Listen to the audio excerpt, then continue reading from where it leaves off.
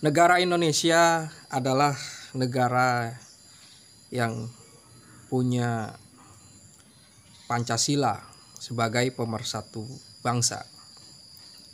Ada Bhinneka Tunggal Ika, walaupun berbeda-beda tetap satu tujuan demi persatuan nasional ini.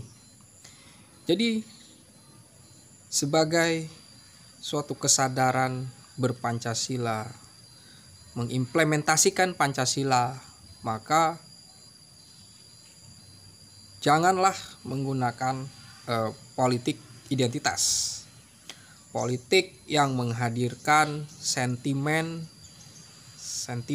kebencian atas nama agama, atas nama suku, etnis, atau berdasarkan suatu kebencian untuk memenangkan suatu kontestasi.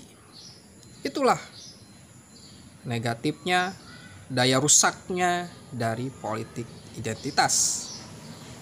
Politik yang menyebarkan sentimen kebencian atas nama perbedaan-perbedaan, mempermasalahkannya. Ini punya sesuatu yang bersifat resiko. Nah, Ganjar memiliki suatu komitmen mengenai Bhinneka Tunggal Ika, memiliki suatu pengalaman di dalam toleransi di masyarakat. Seorang pemimpin itu harus seperti matahari, bisa memayungi, bisa menyinari yang lain gitu kan. Dalam politik hasta brata itu ada kan, pemimpin itu seperti matahari menyinari. Nah, sehingga ketika menjadi presiden, Ganjar memang sudah memahami dia harus bisa menjadi dan berpihak kepada kebenaran, berpihak kepada konstitusi. Tidak boleh memandang bulu ya, tidak boleh memandang status orang. Dia harus memegang teguh kebenaran. Dan tentu saja persoalan bangsa ini beberapa tahun ke belakang adalah mengenai sentimen kebencian, pemahaman yang bersifat radikal, bersifat intoleran. Inilah yang bisa merusak sendi-sendi persatuan nasional. Maka siapapun presidennya, kalau dia bisa menghindari politik identitas, dia akan dipercaya oleh masyarakat yang plural ini.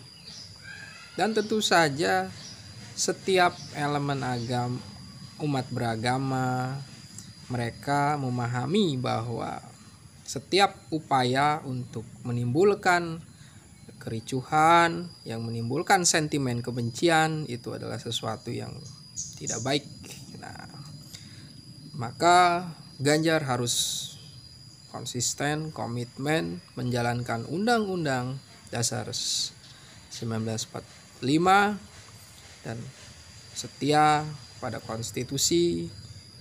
Misalnya implementasinya adalah tegas kepada mereka yang mau memainkan politik identitas.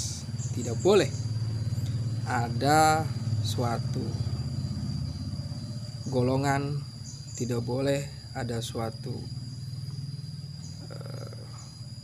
kesempatan yang membuat persatuan nasional ini hancur ya.